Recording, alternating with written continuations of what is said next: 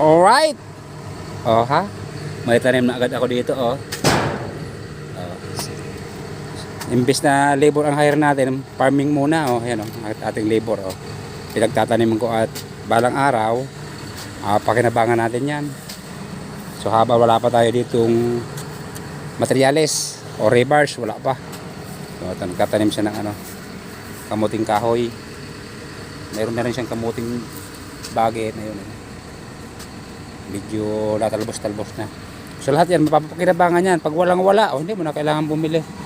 Katulad nga ng salay, di ba? Kapag magtitinula ka ng manok, kasarap niyan. Chabaw-chabaw, di ba? Ayun, kariki oh. Pinapalinis ko hanggang doon para mataniman natin ng marami. Right. Ito, bumili tayo ng ano, binhi. Anong hinalo ka mo dyan, Rek? Bulate, pamain. Binhi natin, oh. Sili. Sana maparami natin. Kamates. Pichay.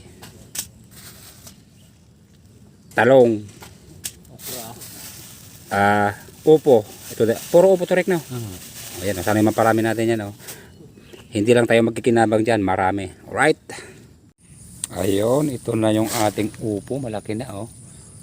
Malapit ng gumapang. Ayun ang ating salay, lago na. Ating mga sili. Ayan oh. Ayan yung ating ano, talong, walang mapaglipatan at masikip na oh, hanggang doon na to oh. Mga isang buwan pa, makapakinabangan na yung ating pichay. Malalaki na. Yan oh. Ating kamates, marami rin yan oh, hanggang doon. Ayos. At siyempre yung ating talbos ng kamote, ang dami ng talbos oh. Alam mo, mapapakinabangan na. At kamuting kahoy maliit pa oh. Pero yung talbos ng kamuting bagay, ang dami na oh. Hanggang doon. Ayan, hindi yan talbos, puno yan. Ayun, mapapakinabangan na yung ating ano oh.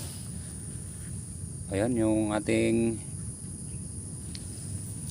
pichay at saka yung ano ni Eric na upo, laki na oh.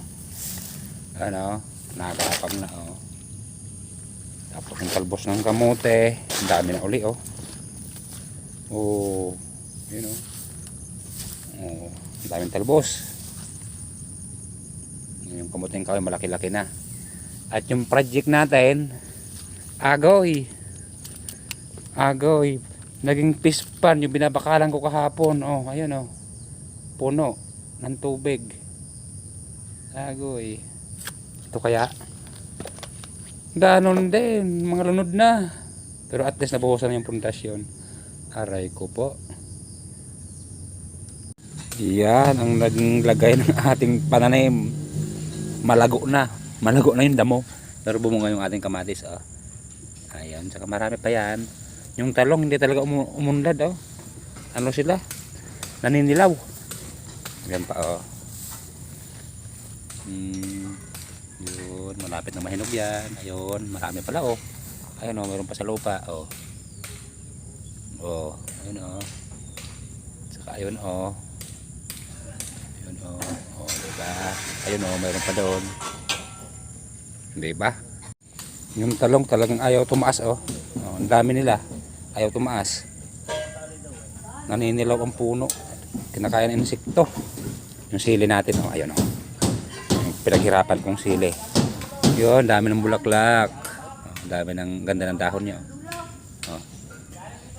Yung salay ang umasin sa oh. Ano ba, lago na oh.